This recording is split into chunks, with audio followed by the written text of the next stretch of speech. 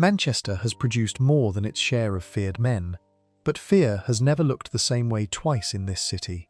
Sometimes it wears a balaclava and carries a firearm through a housing estate at night. Sometimes it sits behind a desk, never touches the product, and runs a 9-figure operation through a phone screen and a fake name. This is the story of two such men. One built his reputation on a gangland feud that bled through Salford for the better part of a decade, then ran a continent-spanning drug and gun empire from an apartment in Spain. The other built something quieter. No feud, no headlines, no shootings. Just a property portfolio, 3 encrypted aliases, and a business model that looked, on paper, like nothing more than smart logistics. Both men ended up in the same courtroom system. Both men were brought down by the same kind of digital trail. Today we are covering Manchester's most feared gang leaders, the empires they built, and the very different ways those empires came apart. Section 1. Salford's anti-A team and the war that built a legend. Dovely's Road sits in the heart of Salford, a quiet residential street that gave no outward sign on the evening of Wednesday, 18th February 2015, of what was about to happen on it. 3 men sat in a parked car. 3 shots were fired at point-blank range into the driver's door. Police later found a hidden tracker fitted to the vehicle, evidence that whoever pulled the trigger had been watching the car for some time before they acted. The shooting on Dovely's Road was not an isolated event. It was one incident in a dispute between 2 organised crime groups that had taken root in Salford and would go on to define the city's underworld reputation for the best part of a decade. The 2 groups called themselves the A-Team and the Anti-A Team. Greater Manchester Police investigated the feud under the name Operation Leopard, an inquiry that eventually linked back to some of the most serious violence the city had seen in years. Across 2015 alone, Salford recorded 19 separate shootings, a figure that gives some sense of how far the dispute had spiraled beyond anything resembling a typical neighbourhood rivalry. The violence reached its most infamous point in July 2015, when Paul Massey, the man widely regarded as Salford's most senior organised crime figure, was shot dead outside his home in Clifton by a masked gunman in army fatigues. 3 years later, the same gunman would also be convicted of killing Massey's close friend, a Merseyside enforcer named John Kinsella.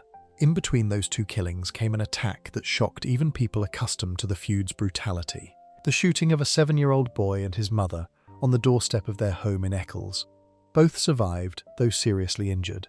The Anti-A Team emerged as a splinter faction, a group that broke away from the city's established criminal hierarchy and set out to build something of its own. Among the younger men drawn into that world was a Salford-born figure who would go on to become the most consequential name to come out of the entire feud. His name was Jamie Rothwell.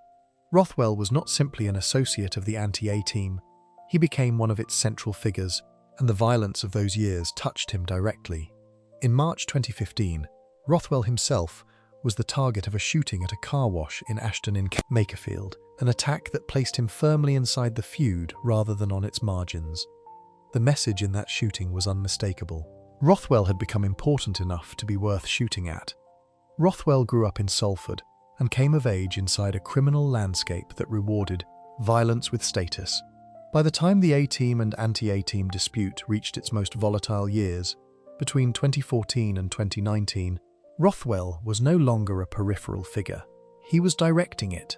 One of the defining moments of that period came in 2015, when a 7.62mm round was fired through the window of a house in Whitefield, in the Bury area just north of Salford. The round came from a high-powered weapon, the kind not typically associated with low-level street disputes. It was a message, and everyone in the city's underworld understood exactly who it was meant for. What set Rothwell apart from other figures who emerged from Salford's gang landscape was not simply his willingness to use violence or to absorb it. It was his ambition to scale what he had built into something with a commercial backbone. He needed product to move, weapons to supply, and a network of trusted associates who could handle logistics without drawing attention back to him directly. By the time investigators were able to piece together the full shape of what Rothwell had built, years later, they would describe a criminal enterprise that functioned on an industrial scale, supplying Class A drugs and firearms across the country. and laundering the proceeds through layers of criminal associates. A criminal record built up around Rothwell during these same years, one that would later prove central to how the courts assessed him. By the time he came to be sentenced for the offences connected to his time directing the anti-A-team's later operations, Rothwell carried 16 previous convictions across 25 separate offences, including a conviction for robbery with a firearm in 2003 and a separate conviction for possession of Class C drugs with intent to supply in 2007. Under sentencing law, a record of that kind, particularly one including a firearms-related robbery, creates a presumption that an offender presents an ongoing risk to the public, a presumption that would follow Rothwell directly into the courtroom years later when the full scale of his EncroChat-era operation finally came to light. The street-level violence of the anti-A-team years gave Rothwell something most drug network leaders never get, a reputation that preceded him. By the late 2010s, people in Salford's criminal underworld did not need to be told who Jamie Rothwell was. The shootings, the feud, and his own survival of an attempt on his life had already done that work. What they did not yet know was how far he intended to take it, or how completely he was willing to relocate his operation overseas while keeping total control over what happened back home. That part of the story was still being written, and it would take a compromised encrypted phone network, a multi-year international investigation, and 2 separate manhunts across 2 different countries before the full picture came into view. If you stood on the streets of Salford in 2019, at the tail end of the feud years, you would have had no way of knowing that the man behind so much of the violence was about to leave the country and run an even larger operation from abroad. The relocation did not happen all at once. Rothwell's movements during this period took him between Spain and Portugal, a pattern of travel that gave him distance from Greater Manchester Police's ongoing pursuit of the feud's remaining figures, while keeping him close, enough to the continent's drug supply routes to expand what he had already built in Salford into something operating on an entirely different scale. The infrastructure he assembled during these years, the contacts, the routes, the people willing to move product and weapons on his behalf, would all still be in place by the time investigators finally caught up with what he was doing. What made this expansion possible was not simply ambition, but timing. The early years of the anti-A-team feud had taught Rothwell which of his associates could be trusted with serious responsibility and which could not, a sorting process carried out under the pressure of an active gang war rather than in any controlled or deliberate way. The men who survived that sorting, who proved themselves willing to handle firearms, move drugs, and keep their mouths shut when police came asking questions, became the foundation of the network Rothwell would go on to direct from abroad. It was a brutal apprenticeship, but it produced a structure that would prove remarkably durable once Rothwell stopped needing to be physically present in Salford to run it. The next chapter of Rothwell's story begins not in Salford, but in Spain, and it begins with a system that an entire generation of organised criminals believed was unbreakable. They called it EncroChat, and they were wrong about it. A criminal record stretching back to 2003, a feud that had already cost lives on both sides, and a relocation to Spain that was supposed to put him beyond the reach of British police. None of it would matter once investigators found a way into the one phone network Rothwell trusted completely. Section 2. EncroChat, AK-47s, and a £26 million empire. By the time Jamie Rothwell relocated to Spain, he had already established himself as one of the most significant criminal figures to come out of the anti-A-team years. Living abroad gave him distance from Greater Manchester Police's ongoing pursuit of the feud's remaining figures, but it did not slow down what he was building. If anything, it accelerated it. Operating under the handle Livelong on the encrypted messaging platform EncroChat, Rothwell continued to direct the importation and distribution of drugs, firearms, and criminal cash back into the United Kingdom, treating the distance between Spain and Salford as little more than a logistical detail to be managed, rather than an obstacle to his ambitions. EncroChat itself was part of what made an operation like Rothwell's possible in the first place. The network sold modified handsets that stripped out the microphone, camera, and GPS functions, ran 2 separate operating systems so a device could pass for an ordinary phone at a glance, and came with a panic wipe feature that erased every conversation the moment a certain code was entered. Subscriptions cost thousands of pounds a year per device, and across Europe an estimated 60,000 people paid that price. roughly 10,000 of them in the UK. The service was marketed as unbreakable. Organised crime groups across the continent treated it as the one piece of their operation that could never be compromised, which is precisely why men like Rothwell felt safe enough to discuss firearms shipments and drug consignments in detail over the network. The scale of what investigators eventually uncovered was substantial. Between March and June 2020 alone, Rothwell's network trafficked 36 kilograms of cocaine, valued at roughly £3.6 million, alongside 10 kilograms of cannabis.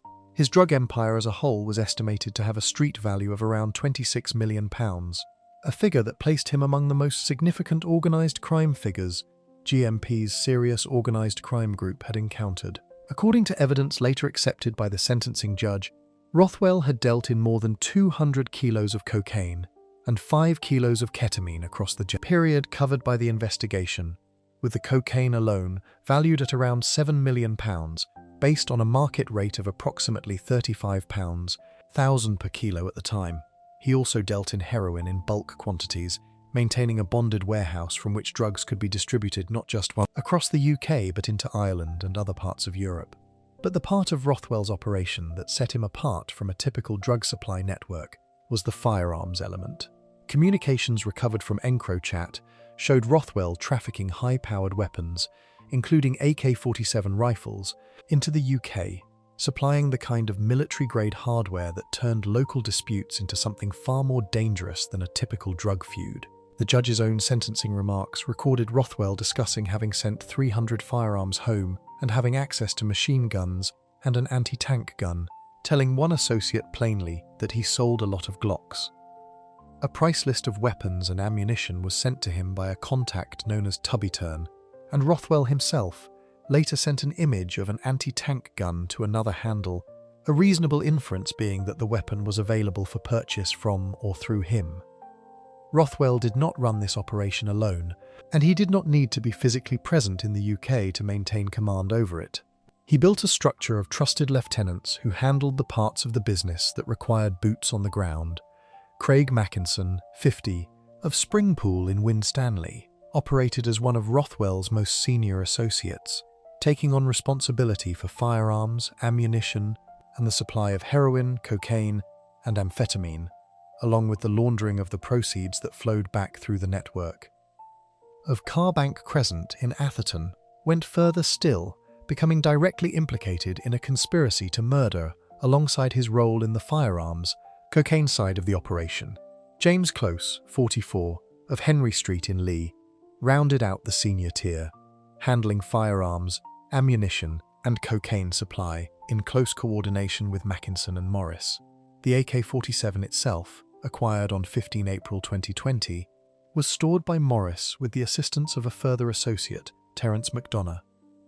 The investigation into Rothwell's network began in April 2020, the same month that international law enforcement agencies infiltrated EncroChat and exposed the communications of organised criminals across the continent who had believed the platform was secure. French investigators had spent years working their way toward the network's infrastructure, eventually placing a technical implant that let them read messages directly from the devices themselves, rather than trying to intercept anything in the transit, sidestepping the encryption entirely. Detectives from GMP's Serious Organised Crime Group launched a covert investigation into what they were seeing, and what they found was a sprawling criminal enterprise with Rothwell directing nearly every significant decision from abroad. He authorised purchases, organised supply runs, and according to the Crown Prosecution Service, directed acts of extreme violence, all while believing the encrypted network made him untouchable. The messages told a different story. Detective Sergeant Colin Shackleton, the senior investigating officer on the case, later said that having access to the gang's communications gave police real insight into their arrogant, egotistical, and apathetic nature, the kind of confidence that comes from believing no one is watching. Rothwell's own conduct underlined the point. Investigators noted he had also been involved in transferring just under £1.2 million in money generated by criminal activity, and that he oversaw the adulteration process his close aide James Close had learned, a technique used to bulk out cocaine before resale and increase the profit margin on every kilo that moved through the network. What made the EncroChat breach so devastating for networks like Rothwell's was the sheer volume of detail it captured in real time. Investigators were not reconstructing the operation after the fact from seized phones or informant testimony. They were reading the conversations as they happened, watching deals get negotiated, watching instructions get issued, watching the chain of command operate exactly as Rothwell had built it. It was, in its own way, the most complete window into an organised crime network that Greater Manchester Police had ever had, and Rothwell had no idea it was open. Before we move on, if you're enjoying this analysis, please consider subscribing. It helps the channel tremendously. By the time the investigation reached its later stages, Rothwell was no longer simply a wanted man living comfortably abroad. He was about to become the target of an international manhunt that would take him from a luxury apartment in Barcelona to a courtroom in Manchester, and the way he was eventually caught would become almost as well known as the empire he had built. Section 3. Running an Empire. From an apartment in Barcelona, a man living quietly in a rented apartment block in Barcelona does not look, on the surface, like the head of a £26 million drug and firearms empire. That was precisely the arrangement Jamie Rothwell had built for himself by the time Spanish National Police arrived at his door on a Sunday morning in May 2020. Inside, officers found a fugitive who had spent years constructing the appearance of distance between himself and the violence back home, while his messages on EncroChat told a far more direct story. Rothwell had been operating under the handle Livelong, and the photograph he used to identify himself on the network showed him holding up 2 fingers to the camera, an image that would later sit at the center of the case against him. What investigators found inside those messages went well beyond drug logistics. When shown a picture of an AK-47 rifle complete with magazines and ammunition, Rothwell responded that it made him hard. In other exchanges, he boasted of moving 300 firearms, claiming access to rocket-propelled grenades, machine guns, and an anti-tank gun, writing at one point that he sold a lot of Glocks.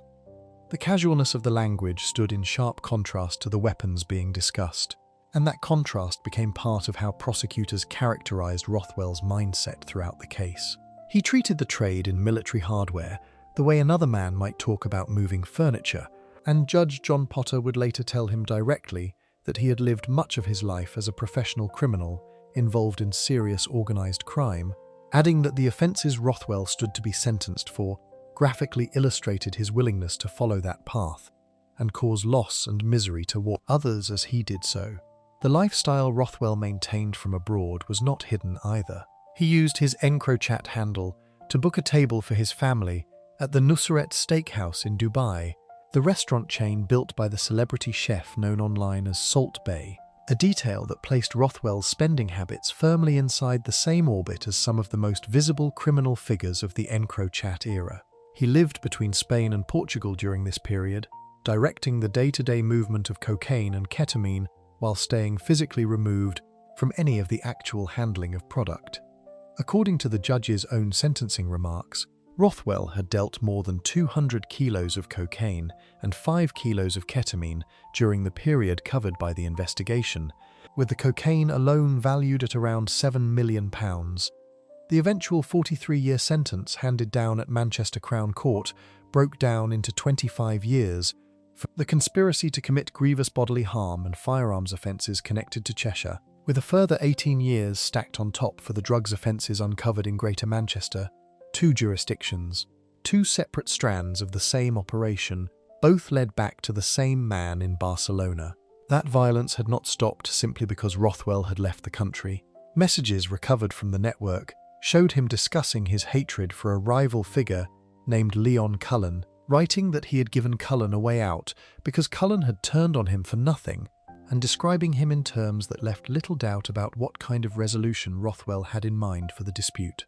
The gang feud that had defined his early years in Salford had simply relocated with him, carried across borders through a phone he believed could never be read by anyone outside his own network. He issued orders and expected them to be obeyed, and according to evidence given by his own co-accused, the men working underneath him feared him.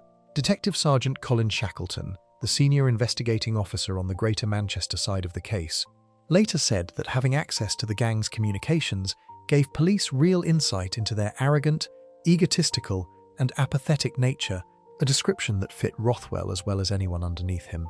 It was the cash that gave shape to just how much money was actually moving through the operation. Investigators working across the wider Operation Venetic effort would go on to seize more than £84 million in criminal funds connected to the broader EncroChat takedown, alongside more than 8 tons of Class A drugs and 175 firearms. Rothwell's individual contribution to those totals, the AK-47s, the hundreds of kilos of cocaine, the £26 million empire built largely from a rented apartment overseas, placed him near the top of that entire continent-spanning investigation. He had built something that functioned less like a single gang and more like a logistics company with a body count attached. And he ran it from a deck chair while believing the people who could expose him were thousands of miles away and listening to nothing at all. Rothwell's own evidence at trial revealed a man who viewed the conflict with Cullen as something closer to a military campaign than a criminal dispute. In one exchange cited in the sentencing remarks, Rothwell described having been involved in what he called a 6-month war with a rival, language he used to describe a period during which he said he had gone on a rampage. The judge later cited that exact phrase as part of the evidence supporting a formal finding that Rothwell continued to present a significant risk of causing serious harm to the public, a finding that under the Sentencing Act 2020 required the court to consider whether an extended license period or a sentence of life imprisonment was necessary, on top of whatever determinate term he received for the underlying offences. When Spanish officers finally moved on the Barcelona apartment, the arrest itself became one of the more widely circulated images connected to the entire EncroChat takedown. Footage filmed at the scene showed Rothwell dancing what was later described as a bizarre jig as he was led away in handcuffs, a strange and almost theatrical reaction from a man who had spent years building a reputation for fear. The mindset is the giveaway in moments like that one.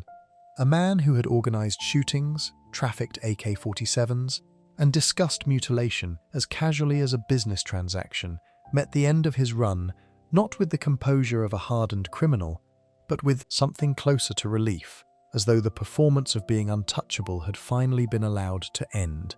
It would not be the last time the National Crime Agency had to come looking for him. Rothwell's arrest in Barcelona should have been the end of the story. It was not. Within months he would be back on the run, this time hiding in the Netherlands, and the men he sent to Poplars Avenue in Warrington, disguised as a pizza delivery driver, would carry the consequences of his orders long before he ever did. Section 4. 2 manhunts, 2 countries, 1 arrest that stuck.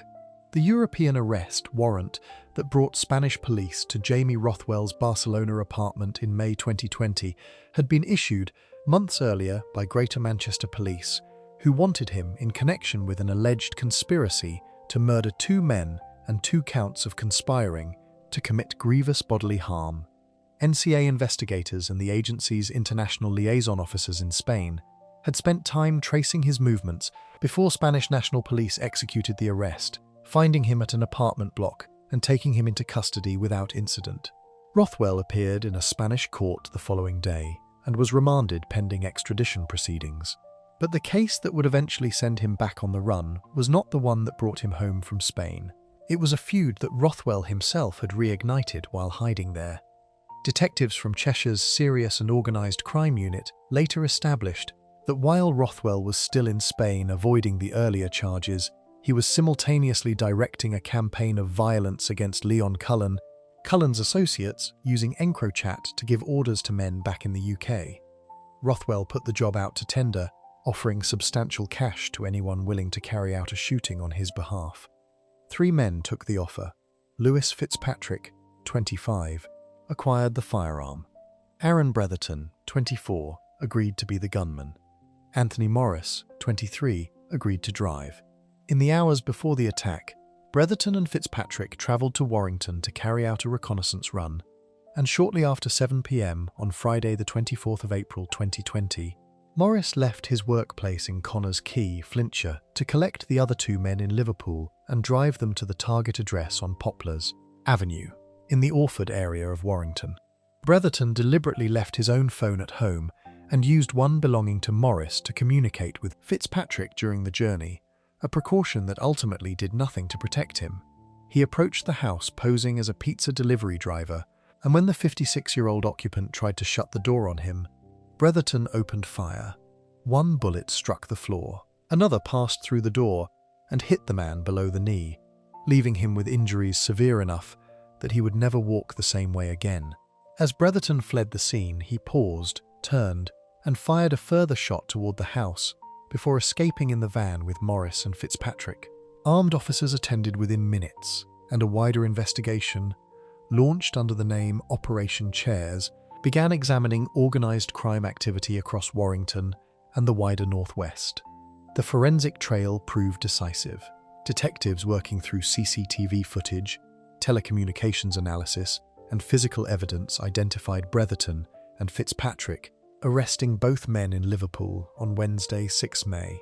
A search of Bretherton's apartment in City View, Liverpool, turned up clothing carrying significant traces of gunshot residue, a Glock handgun hidden inside the extractor fan of the oven, several bullets resting in a magazine on a bathroom heater, a smoke grenade, and £5,000 in cash.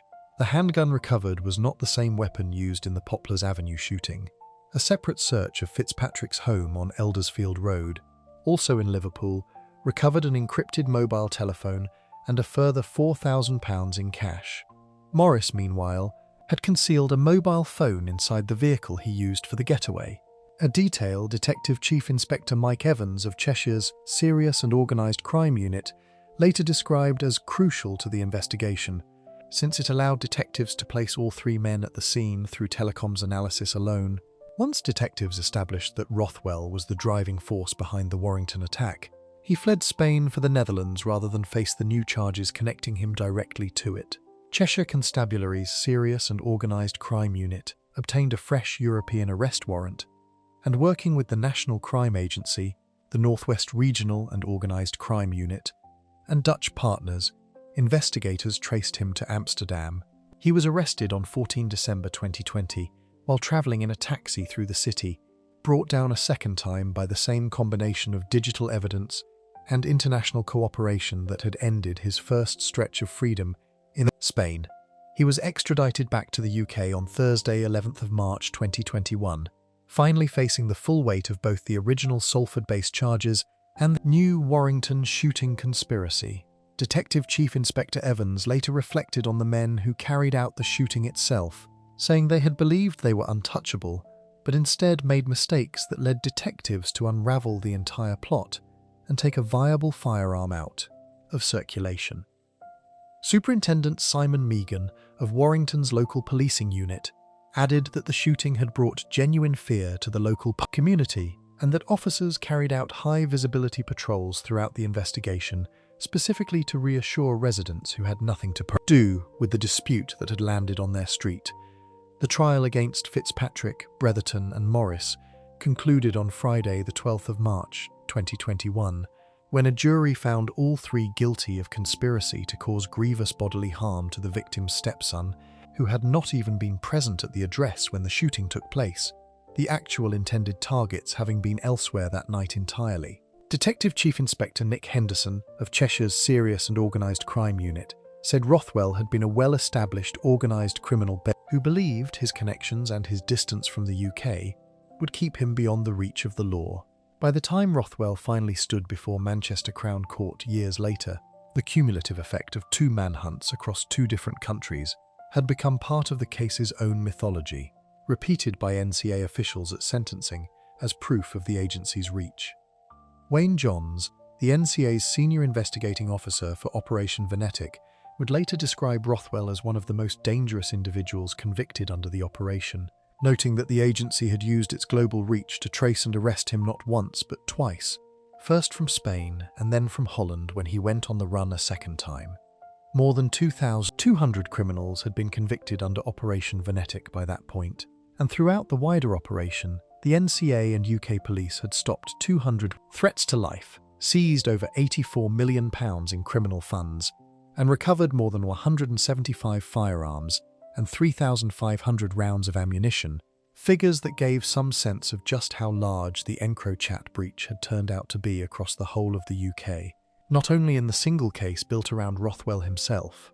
Before we move on, if you're enjoying this analysis, please consider subscribing. It helps the channel tremendously. With Rothwell finally back in the UK and facing trial, the case against him would eventually rest on far more than the 2 arrests that had taken years to secure. It would rest on who Jamie Rothwell actually was before any of this began, and on the 9 men, including Fitzpatrick, Bretherton and Morris, whose own fates had become bound to his the moment they agreed to work for him. Section 5. 9 men, 163 years, and the price of loyalty. Behind every organised crime group sentencing headline sits a list of men whose individual stories rarely make it into the press release. The official sentencing remarks delivered by Judge John Potter at Manchester Crown Court on 14th of August 2025 painted a far more detailed picture of who actually worked underneath Jamie Rothwell, and what loyalty to him had actually cost each one of them by the time the case reached its conclusion. Some had decades of criminal history behind them. Others had none at all before Rothwell's network pulled them in. Craig Makinson, 50, had been running his own drug-dealing business for years before he ever crossed paths with Rothwell's firearms trade. He dealt in cocaine, heroin, and amphetamine, using the proceeds to subsidize other interests, including property renovation, a tanning salon, and ventures in the leisure industry.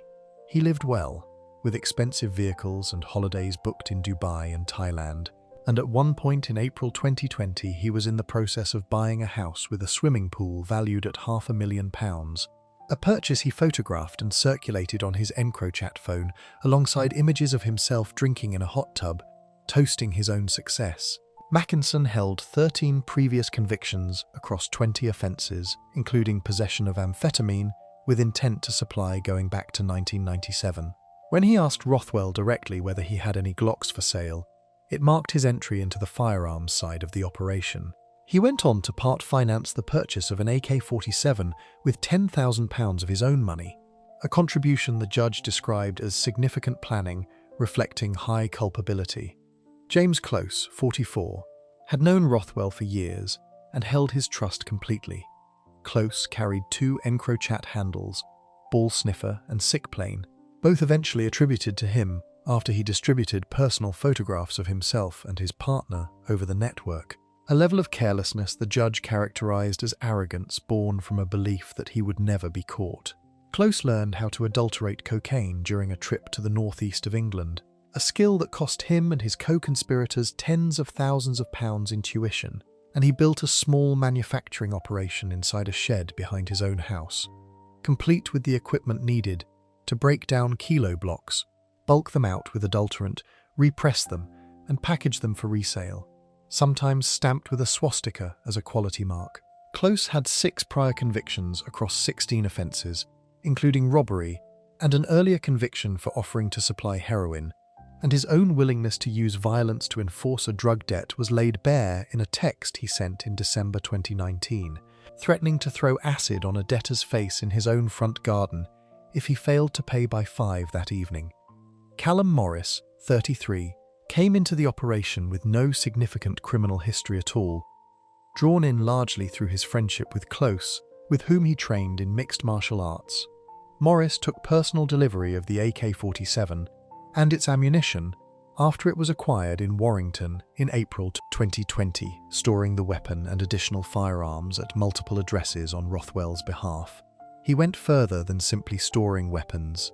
Between April and May 2020, Morris agreed over a series of EncroChat exchanges to murder a man named Paul Cooper, discussing the type of firearm to use, the availability of ammunition, transport to and from the address in Hattersley where Cooper lived, and his own financial reward for carrying out the killing.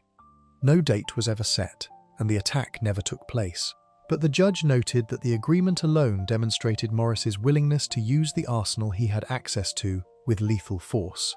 Morris's case carried a complexity none of the other defendants presented. The court heard extensive medical evidence about his mental health, including reports from an intermediary who had assisted him throughout his trial, alongside assessments from 2 separate experts, Professor Iqbal and Dr. Todd. along with further material from Dr. Johnson. Morris had previously been diagnosed with AT, and a more recent assessment had identified autism as well. The judge accepted that these diagnoses may have had some influence on his culpability, but noted real disagreement between the experts as to how much that influence should count for. Morris himself testified that much of his offending during this period was connected to his own significant use of Class A drugs at the time, and he acknowledged in his evidence that had he not been using drugs so heavily, his involvement in the conspiracy would likely have been less.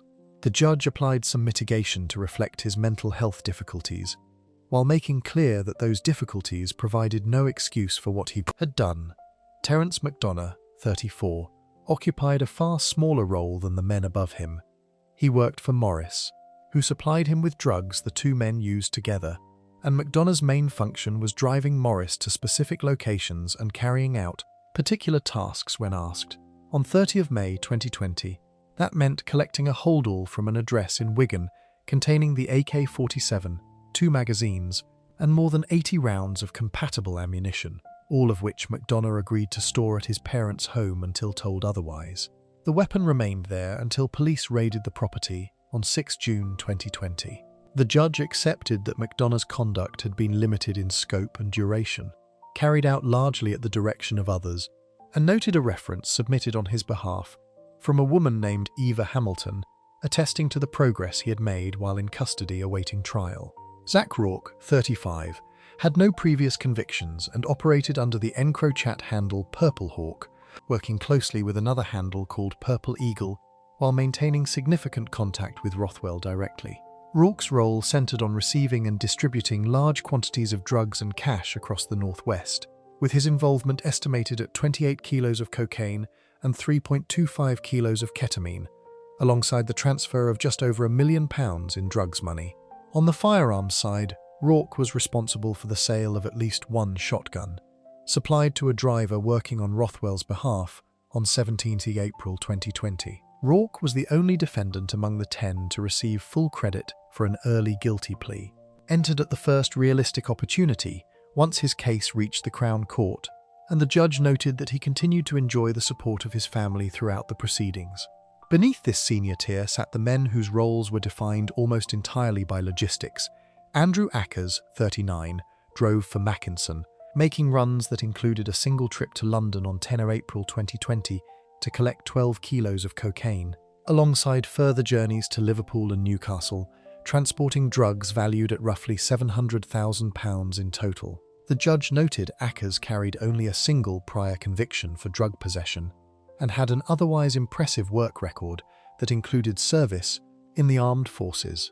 Scott Davies, 36, stored and delivered cocaine and heroin for Mackinson out of his own home, effectively converting it into a small drugs warehouse on at least 3 or 4 separate occasions, and was sentenced as a man of good character given his single, unrelated previous conviction.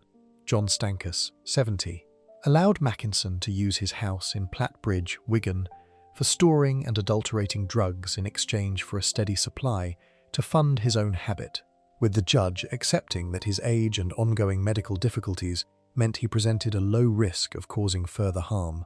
John Moore, 38, made a single delivery run to Newcastle on 15 April 2020, carrying drugs out and returning with roughly £30,000 in cash for his trouble, earning £500 for the trip, a transaction the judge described as representing his entire involvement in the conspiracy from start to finish. The contrast between the men who used EncroChat phones and those who never touched one ran through nearly every individual account in the judge's remarks. Rothwell, Mackinson, Close, and Morris each carried their own handle and communicated directly within the encrypted network, a privilege the judge described as a matter of trust within the criminal underworld, given that each device cost roughly £11,000 to acquire. Rourke, too, was entrusted with a handle. The men further down the chain, Ackers, Davies, Stankus, McDonough, and Moore, were never given that access at all, moving drugs, cash, and in McDonough's case, a loaded weapon, entirely on the instructions passed down by those above them, trusted with the physical risk of the operation, but never with its communications. What the judge's remarks made clear, defendant by defendant, was that the structure underneath Rothwell was not improvised. Each man understood, to varying degrees, the scale of what he had joined. By the time all 10 defendants stood before Manchester Crown Court, the combined weight of their sentences, before Rothwell's own 43 years was even added, came to 163 years and 11 months. 9 separate lives, bent permanently around one man's ambition. The sentencing hearing itself, when it finally arrived, would lay out exactly how the court weighed all of this, from Morris's diagnosed autism to Close's acid threat to the AK-47 that sat at the center of nearly every man's case. Judge Potter's own words to Rothwell that day would become the defining quote of the entire investigation. Section 6. The sentencing that closed Salford's bloodiest chapter. Manchester Crown Court, on Thursday the 14th of August, 2025, carried the kind of security presence usually reserved for the most dangerous defendants in the country. Armed police escorted Jamie Rothwell into the building for a hearing that would finally close out a case built from 5 years of digital evidence, 2 international manhunts, and the testimony of co-defendants who told the court, in evidence the judge accepted without reservation, that they feared him. Judge John Potter addressed Rothwell directly before passing sentence. "You have lived much of your life as a professional criminal, involved in serious organized crime," the judge told him. "The offenses you fall to be sentenced for graphically illustrate your willingness to follow this path and cause loss and misery to others as you do. So, you issued orders to others, and you expected them to be obeyed. I heard evidence from your co-accused that they feared you. You obtained wealth by having access to millions of pounds of cash." The judge noted that Rothwell held 16 previous convictions across 25 offences, including robbery with a firearm in 2003, a record that under the Sentencing Act 2020 created a presumption of dangerousness the court was required to assess before passing sentence. The sentencing itself broke down into 2 consecutive blocks. For the drugs conspiracy, the starting point of 24 years was increased to 25 to reflect aggravating features, reduced to 24 for mitigation, then cut to 18 years once credit for plea and totality were applied. For the firearms conspiracy, a starting point of 18 years rose sharply, outside the normal category range, to account for the 2 counts of conspiracy to inflict grievous bodily harm connected to the April 2020 shooting on Poplars Avenue, eventually settling at 21 years in custody plus a 4-year extended license period.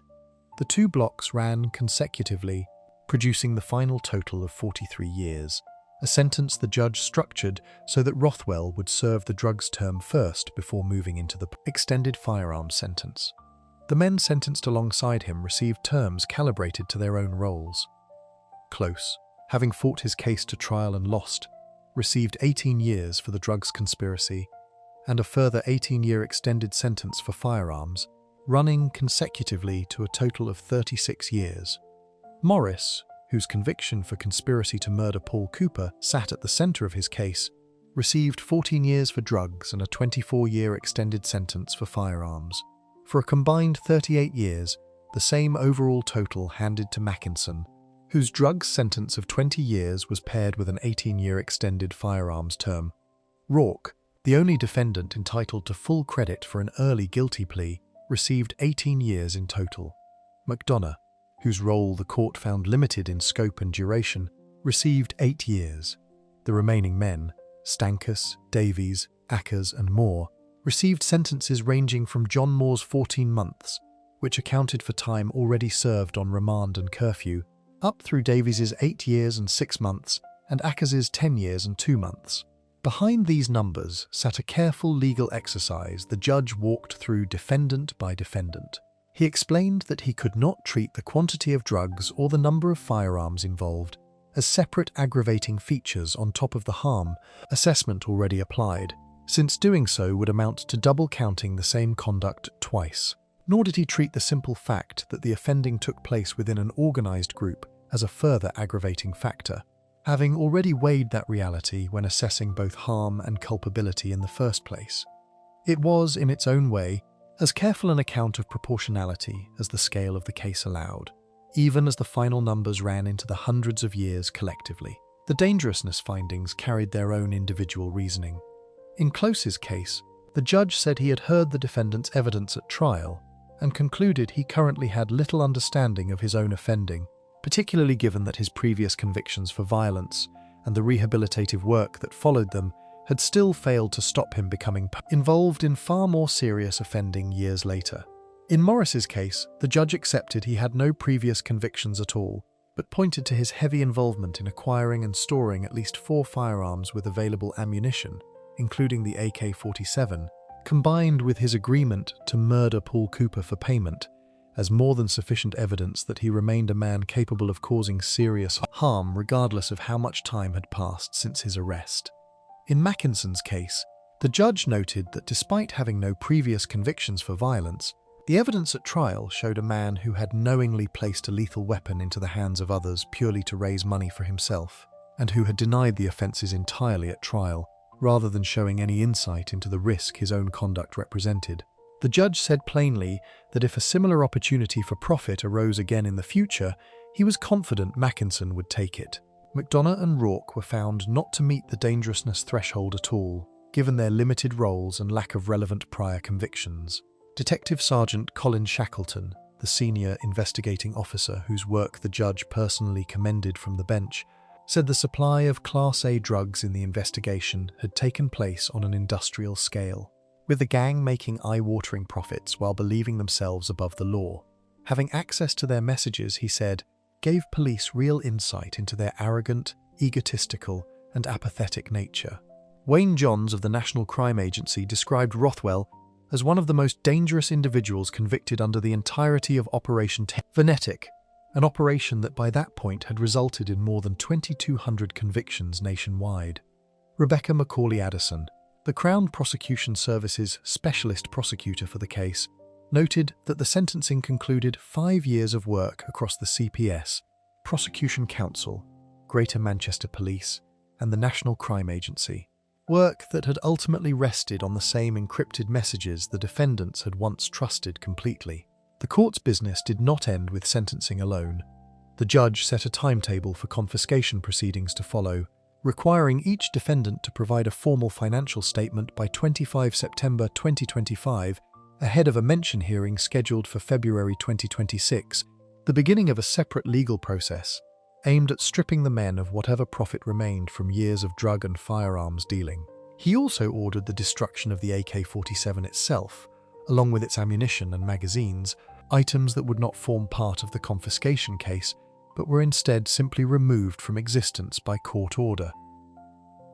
Before closing the hearing, Judge Potter set aside time to commend former Detective Sergeant Colin Shackleton, by then working for the National Crime Agency, for what he called concise, helpful evidence delivered with an encyclopedic understanding of a case built on years of technically complex digital material, evidence the judge said had clearly assisted the jury enormously during trial.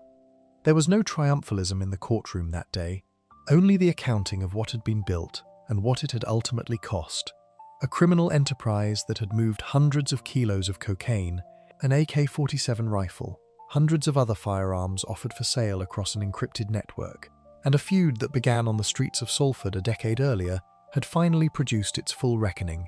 10 men, a combined total of 207 years between them, and a judge's verdict that the man at the center of it all remained, even behind bars, a career criminal who had not yet relinquished the path he had chosen. Before we move on, if you're enjoying this analysis, please consider subscribing. It helps the channel tremendously.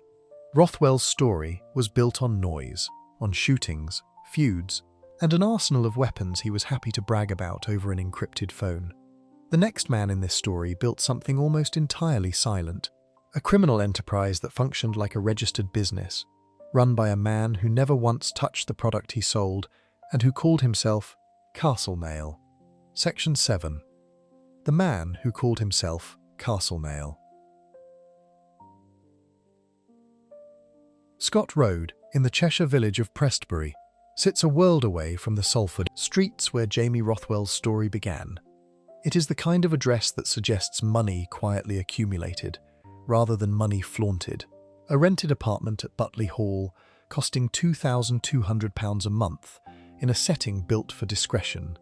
This was where Gregory Bell, 43, was living by the time Greater Manchester Police's Serious Organised Crime Division finally closed in on him, the head of an operation prosecutors would later describe as one of the biggest drug trafficking networks in the country, run by a man who had spent years making absolutely certain his name was never directly attached to any of it. Bell's actual registered address was Thornley Rise in Audenshaw, in the Tameside borough, a far less remarkable property than the rented Cheshire apartment where he had chosen to live his daily life. The gap between the two addresses told its own story about how Bell operated. He kept his name on paperwork that suggested an ordinary existence while quietly accumulating the trappings of a much larger one elsewhere. Over the years his network was active.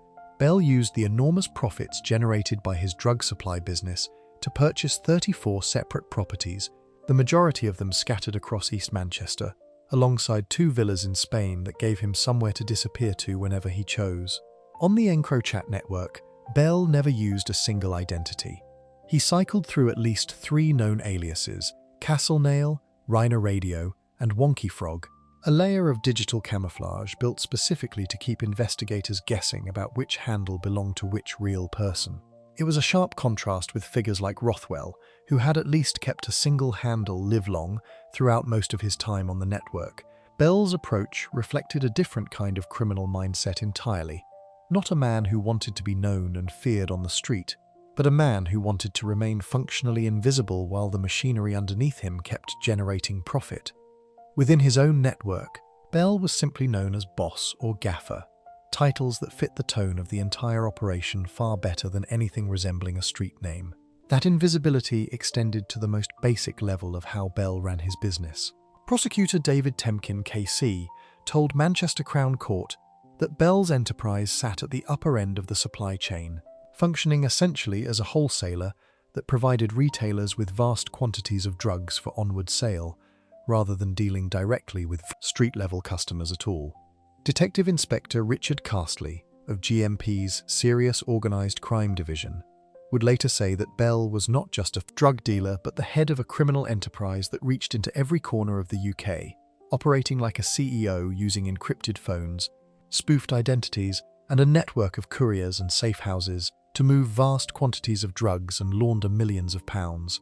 Bell managed logistics, authorized individual deals, and collected profits at the end of each transaction, all while distancing himself entirely from the physical handling of any drugs himself. Communications recovered from his devices showed him giving precise instructions, negotiating prices directly with buyers, and coordinating delivery schedules down to fine detail, the conduct of a man running a supply chain rather than a man running a gang in any conventional sense. The scale of that supply chain became clear once investigators worked through the contact list stored on Bell's encrypted phone. More than 70 separate names of drug suppliers and customers were recovered, spanning locations across the entire UK, a network of business relationships that read less like a criminal gang's address book and more like the client list of an established wholesale distributor. The couriers who moved product on Bell's behalf used vehicles fitted with secret compartments built specifically to conceal drugs in transit between the network's safe houses and the retailers further down the chain, a level of logistical planning that mirrored, in its own quieter register, the careful operational structure Rothwell's network had built around its own firearms and drugs supply lines. Bell's personal life, once investigators began pulling it apart, revealed a far less disciplined figure than the calm operator his business communications suggested. He had a serious and long-standing addiction to gambling, one that prosecutors detailed in striking specifics during his sentencing hearing. Police investigations showed Bell had staked approximately £5 million with Ladbrokes alone, receiving roughly £1.3 million back in returns, and a further £696,000 staked with Betfred, with around £520,000 returned. Temkin told the court Bell had spent tens of thousands of pounds across various casinos as part of the same pattern. The numbers suggested a man cycling enormous sums of drug money through betting accounts, almost as a matter of routine, the gambling itself functioning as another channel for laundering proceeds that could not simply sit in a bank account waiting to be noticed. The pricing structure Bell operated revealed an organization run with genuine commercial discipline rather than street-level improvisation. Cocaine moved through his network priced at between £37,000 and £43,500 per kilo, while cannabis sold at between £4,000 and £4,600 per kilo, figures that suggest a man who understood market positioning and adjusted his rates according to demand, rather than simply moving product at whatever price happened to be convenient on a given day. Investigators would later establish that Bell's network bought and sold roughly 315 kilograms of Class A drugs and 127 kilograms of Class B drugs over the period covered by the case, with ledgers recovered from the organization showing more than £2.2 million collected in cash alone, a figure that almost certainly understated the true scale of what had passed through the network across its full lifespan, given how much of the operation's profit had already been converted into property, betting account balances, and the kind of physical assets that left no obvious paper trail behind them. What made Bell's profile so different from Rothwell's was the complete absence, in everything investigators found, of any documented history of violence or any feud comparable to the anti-A-team years that had defined Rothwell's reputation in Salford. Bell had no previous convictions on his record at all before this case, a detail his defense counsel, Colin Aylott KC, would later emphasize heavily during sentencing, telling the court that Bell had spent more than 5 years on remand, including through the COVID pandemic, and had found his time in custody difficult to bear for health reasons. There was no gangland war attached to his name, no shooting victims, no rival he wanted dead. His fear, to the extent his organization generated any, came from the scale and reach of the supply chain itself, rather than from any willingness to hurt the people standing in his way. He had built something that looked, on the surface, almost respectable, and that was precisely the point.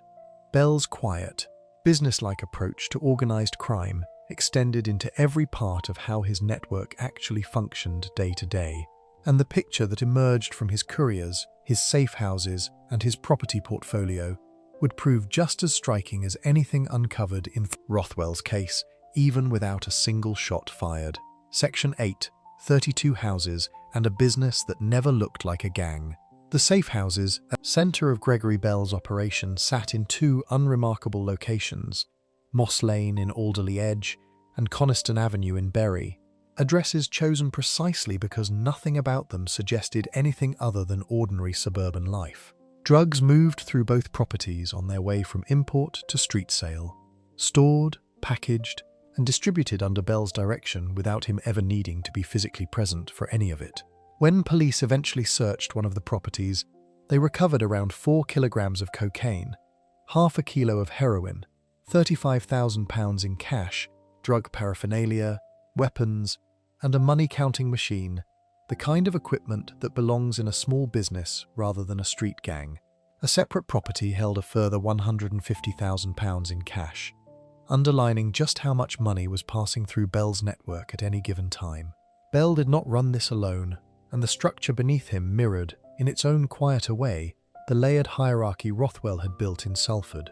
Ian Ogden, using the aliases Tubby Turn and Integral Rhino, operated as a close associate who stepped in as a kind of caretaker whenever Bell himself was unavailable, running his own parallel drug business, while simultaneously conspiring with Bell to keep the wider supply chain moving. Once Bell was arrested, it was Ogden who effectively took charge of the organized crime group's day-to-day operations, a promotion forced on him by circumstance rather than ambition, but one that placed him squarely in the senior tier of the network by the time the wider investigation finally caught up with him years later. Christopher Watson, known on the network as Tabu Emu, worked as a trusted courier, transporting drugs and cash across the country and reporting back to Bell after each exchange. David Williams, operating under the alias Ho Ho Ho, delivered drugs, collected payments, and referred to Bell in conversation simply as the boss. Kane O'Keefe, known as Stark Forest, was eventually arrested in Newcastle in April 2020 while driving a van registered to Christopher Watson's own company, a vehicle fitted with a hidden compartment built specifically to conceal product from anyone who might stop it on the road. Inside that compartment, officers found 58 kilograms of amphetamine, one of the larger single seizures connected to the entire operation, and a clear sign of just how much volume was routinely moving through even the network's mid-level couriers. David Wally, of no fixed abode, was linked directly to the storing of drugs and cash at the network's safe houses, work that kept him close to the physical product even though he sat well below Bell and Ogden in the chain of command. Nathan Hodson, living on Moss Lane in Alderley Edge, the same street that hosted one of the network's two main safe houses, played his own part in the supply and laundering side of the operation, from a location that put him at the literal center of where Bell's drugs were. The lifestyle this business funded extended well beyond Bell's rented Cheshire apartment. He used the proceeds to send his daughter to private school, paying her fees not through a bank transfer or a check, but by handing an envelope stuffed with cash directly to the school's receptionist, a detail that captured better than almost anything else how completely Bell had separated his criminal income from anything resembling ordinary financial behavior.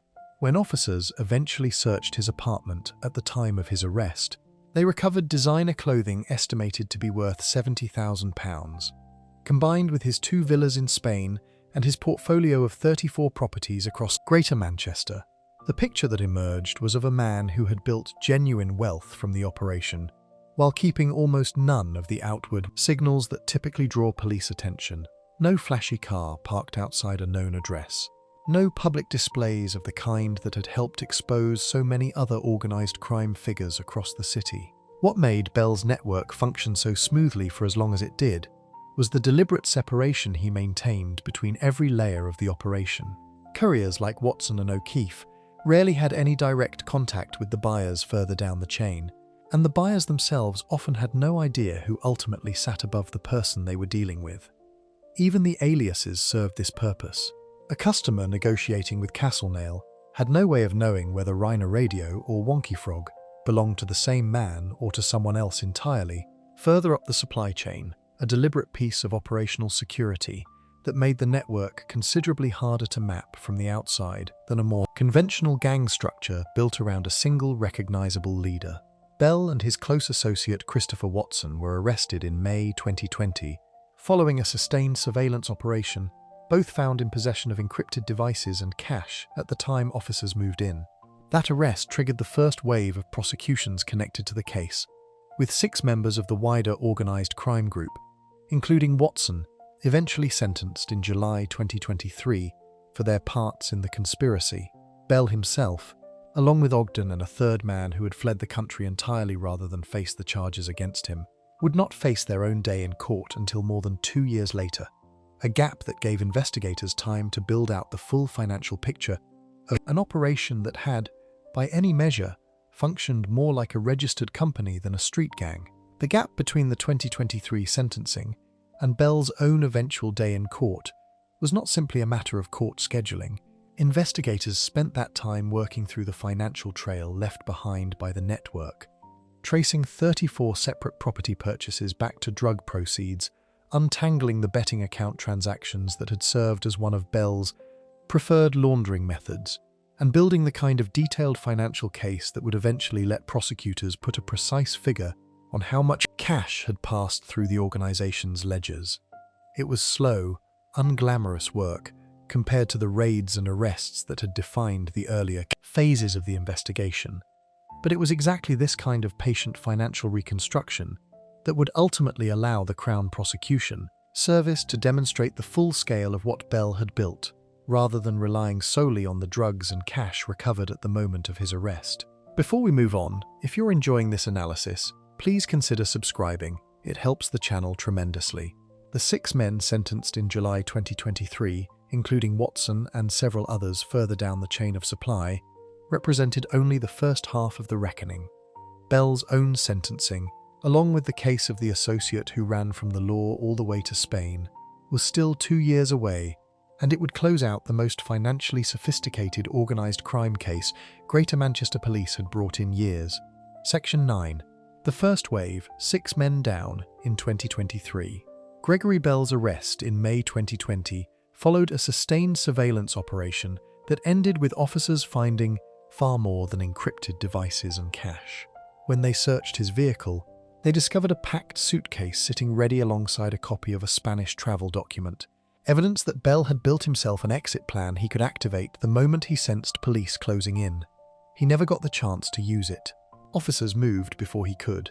and the arrest set in motion a prosecution that would eventually take more than 5 years to fully play out, beginning with a first wave of sentencing in 2023 and only reaching its conclusion 2 years after that.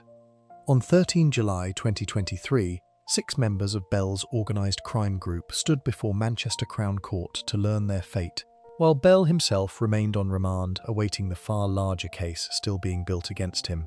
Christopher Watson, 50, of Huddersfield Road in Oldham, operated under the EncroChat handle Tabuemu and functioned as one of the network's most trusted couriers, transporting drugs and cash across the country and reporting back to Bell after every exchange. He received 16 years and 6 months for conspiracy to supply Class A and B drugs and money laundering. David Williams, 47, of Clifton Avenue in Wrexham, operated under the alias Ho Ho Ho and was recorded referring to Bell simply as the boss in his communications, a detail that captured the deference built into the network's hierarchy. Williams received 12 years. Kane O'Keefe, 31, of Minto Street in Ashton-under-Lyne, used the handle Stark Forest and was arrested in Newcastle in April 2020 while driving a van registered to Watson's own company, a vehicle fitted with a hidden compartment built specifically to conceal drugs in transit. Inside it, officers found 58 kilograms of amphetamine, one of the larger single seizures connected to the entire investigation. O'Keefe received 12 years for his role. David Wally, 50, of No Fixed Abode, was linked to storing drugs and cash at the network's safe houses and received a 10-year sentence. Nathan Hodson, 53, of Moss Lane in Alderley Edge, one of the addresses used to store and package product before distribution, received 7 years and 6 months. A 6th man, sentenced separately for money laundering after a large quantity of cash was recovered from his home address, received 1 year and had already served his time by the point the wider case concluded. The 6 sentences handed down that day totaled a combined term that, while substantial, represented only the lower and middle tiers of an organisation that still had its head and its second-in-command waiting to face their own day, court. Bell remained in custody throughout this period, and his case continued to develop as investigators built out the financial picture behind the network, tracing the 34 properties, the 2 Spanish villas, and the ledgers that would eventually put a number on exactly how much cash had passed through the operation. Ian Ogden, who had stepped into a caretaker role whenever Bell himself was unavailable, and effectively took charge of the organisation's day-to-day running once Bell was off the streets, also remained outstanding, his own case proceeding on a separate timeline from the men sentenced in July 2023. A third figure connected to the network had taken a different route entirely. Paul Brown, 51, of Leicester Road in Failsworth, had fled the United Kingdom in 2020 rather than face the charges building against him, vanishing from view just as the first wave of arrests began closing in around Bell's operation. A European arrest warrant was issued for Brown in 2022, and Greater Manchester Police, working alongside the National Crime Agency and Spanish National Police, mounted an investigation that would eventually stretch across 4 years without producing a single confirmed sighting. Detective Inspector Rick Castley, who would later lead the case through to its conclusion, said at the time that Brown's determination to stay hidden had not faltered, but neither had the determination of the officers looking for him. The break came on Monday, 22 of April 2024, when Spanish National Police arrested Brown as he checked into a hotel in Benidorm on the Costa Blanca, ending 4 years on the run in the most ordinary way imaginable. A name on a hotel registration form matched against an outstanding international warrant. Castley said afterward that Brown may have been outstanding for 4 years, but he had not been forgotten, and that working with specialist resources and international partners, GMP intended to make sure wanted suspects continued to live looking over their shoulder. Brown was transferred to the custody of the National Court in Madrid to begin the extradition process that would eventually bring him back to face the same court system that had already begun working through the rest of Bell's network. He had no fixed address by the time he was finally returned to the UK, having spent 4 years moving between locations in Spain in an effort to stay one step ahead of the warrant against him. Brown's role within the wider organisation became clearer once prosecutors had the chance to lay out the full case against him alongside Bell and Ogden. He was described in court as one of the network's biggest wholesale customers, a man who bought product in bulk from Bell's organization and moved it onward through his own separate distribution channels rather than working as a courier or logistics handler in the way Watson, Williams, and O'Keefe had. That distinction mattered for how prosecutors framed his culpability. Brown had not built the network or run its safe houses, but he had kept it profitable by providing a steady, high-volume outlet for the drugs Bell's organization supplied, a relationship that made him valuable enough to the wider conspiracy that Greater Manchester Police considered the 4-year manhunt worth the sustained investment of time and resources it ultimately took. With Brown finally back in the UK and Ogden's case ready to proceed alongside Bell's, the final reckoning for the operation Bell had spent years building from a rented apartment in Prestbury was now only months away, and it would close out one of the most financially complex organised crime prosecutions Greater Manchester had seen. Section 10.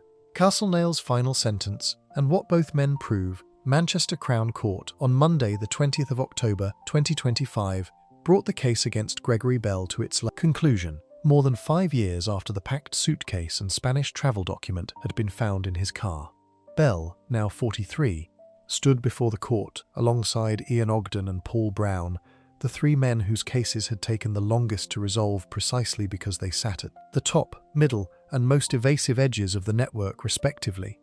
Bell had pleaded guilty to conspiring to supply cocaine, heroin, ecstasy, ketamine, amphetamine, and cannabis, alongside money laundering, and the court heard a full account of an operation prosecutors said had bought and sold roughly 315 kilograms of Class A drugs and 127 kilograms of Class B drugs, with ledgers showing more than £2.2 million collected in cash. Prosecutor David Temkin KC laid out the financial detail in granular terms, telling the court that Bell had staked roughly £1.5 million with Ladbrokes, receiving £1.3 million back in returns, and a further £696,000 with Betfred, receiving £527,000 back, figures that traced exactly how a man with no legitimate income channeled drug profits through betting accounts as a form of laundering disguised as an expensive hobby.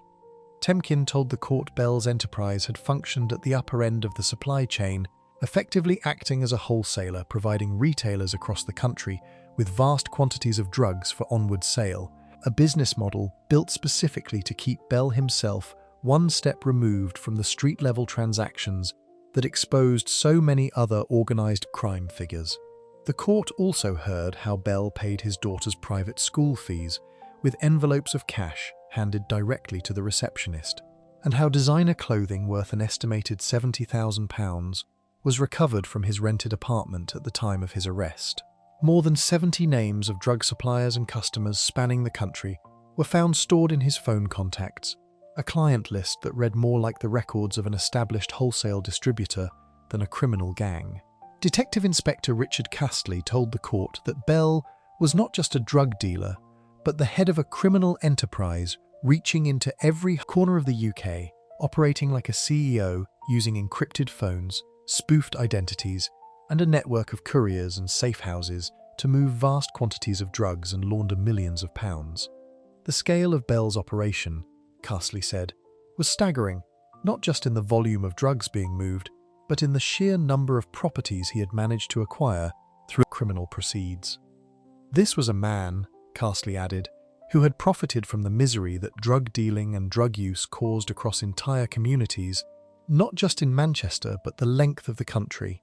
Bell received 18 years and 9 months for his role directing the network, the sentence reflecting both the scale of the operation and his position at its head.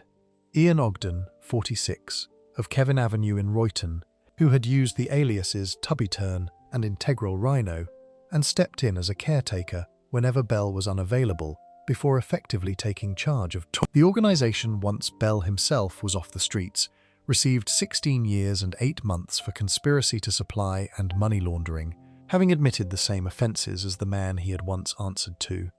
Paul Brown, the wholesale customer whose 4 years on the run ended in a Benidorm hotel lobby, received 10 years for his role in drug distribution, a sentence that closed out the longest-running fugitive case connected to the entire investigation. Hilary Ryan, the Crown Prosecution Service's specialist prosecutor for the case, said Bell and Ogden had played leading roles in the distribution of hundreds of kilos of Class A and B drugs to the Northwest, and that despite believing they were operating in total secrecy through encrypted devices, the partnership between the CPS, the National Crime Agency, and Greater Manchester Police had proven the scale of their offending beyond doubt. Bell's defense counsel, Colin Aylott KC, told the court that his client had no previous convictions on his record at all before this case, and that Bell had spent more than 5 years on remand, including through the entirety of the COVID pandemic, time he had described as difficult to bear for health reasons. Aylott pointed to what he described as quite extraordinary testimonials from organizations including the Samaritans, attesting to restorative justice work Bell had carried out during his time on remand at HMP Forest Bank, Salford, work the organization said had seen him support some very emotionally troubled individuals as a volunteer listener. Aylott told the court Bell had taken enormous steps forward in custody, and that his contributions to the prison council at HMP Forest Bank had seen him use his influence as what the barrister called a force for positive change inside the prison itself. It was a notably different picture from the one painted at Jamie Rothwell's sentencing 2 months earlier, where the court had heard about 16 prior convictions, a gangland feud stretching back a decade, and co-defendants who admitted under oath that they feared the man at the center of the case. That contrast was, in the end, the real story sitting underneath both prosecutions. 2 men, both convicted of running organized crime operations stretching across Greater Manchester and beyond, arrived at their sentencing hearings from almost opposite directions entirely. Rothwell built his reputation through violence first and commerce second, a man whose name carried weight on the streets of Salford, a decade before Encrochat ever exposed the scale of what he had built from his apartment in Spain. He surrounded himself with men willing to acquire AK-47s, put a price on a rival's life, and shoot through the door of a house occupied by people who were not even his intended targets. His own co-defendants told the court under oath that they feared him, and the judge who sentenced him made a formal finding that Rothwell remained, even from behind bars, a man who presented an ongoing risk of serious harm to the public. A finding serious enough to require an extended license period, stacked on top of his already substantial custodial term. Bell built something that never generated a single headline about gang warfare. There was no feud attached to his name, no shooting victims, no rival he wanted dead, no co-defendant who stood up in court and admitted being afraid of him. Instead, there were 34 properties, 2 villas in Spain, a gambling habit that doubled as a laundering channel, an address book containing more than 70 names of suppliers and customers, and a business model precise enough that the detective who eventually brought him down reached for the word CEO rather than gang leader to describe him. Where Rothwell's empire ran on fear and firepower, Bell's ran on logistics and discretion, on safe houses in quiet villages and couriers driving vans with hidden compartments, on an organization built to look, from the outside, like nothing more than an unusually successful local businessman with a taste for property investment. Both men ended up convicted in the same court system, exposed by the same kind of digital trail, brought down not by informants or undercover operations, but by their own misplaced trust in a network of encrypted phones they believed could never be read. Rothwell's downfall came wrapped in violence from start to finish: a dancing arrest in Barcelona, a second flight to Amsterdam, a shooting victim who would never walk the same way again, and an associate willing to agree to murder for a price. Bell's downfall came wrapped in spreadsheets and property deeds, a packed suitcase that was never used, a 4-year manhunt that ended quietly in a hotel lobby on the Costa Blanca, and a financial reconstruction so detailed that investigators could put a precise figure on cash moving through betting accounts years after the transactions themselves had taken place. The strange genius of the whole thing, in both cases, was how completely each man believed himself untouchable right up until the moment the evidence proved otherwise.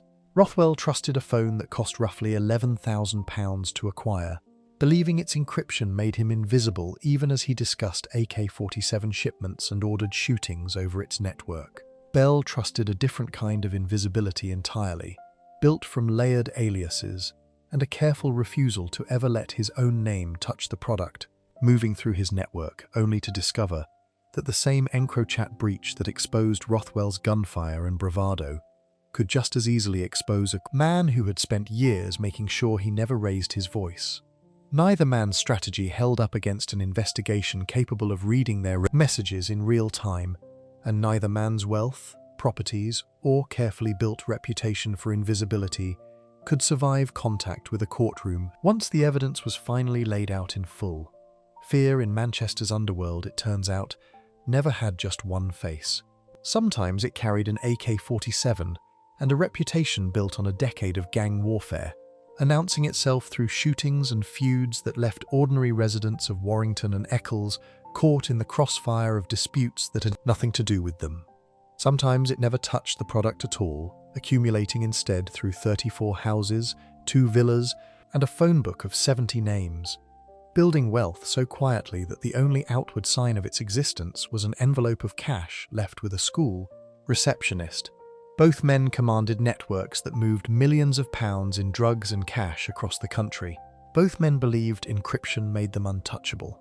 Both men were wrong, and both men are now serving sentences long enough to ensure that whatever they built in Salford, in Prestbury, and in the rented apartments of Barcelona and Spain will not be theirs to return to.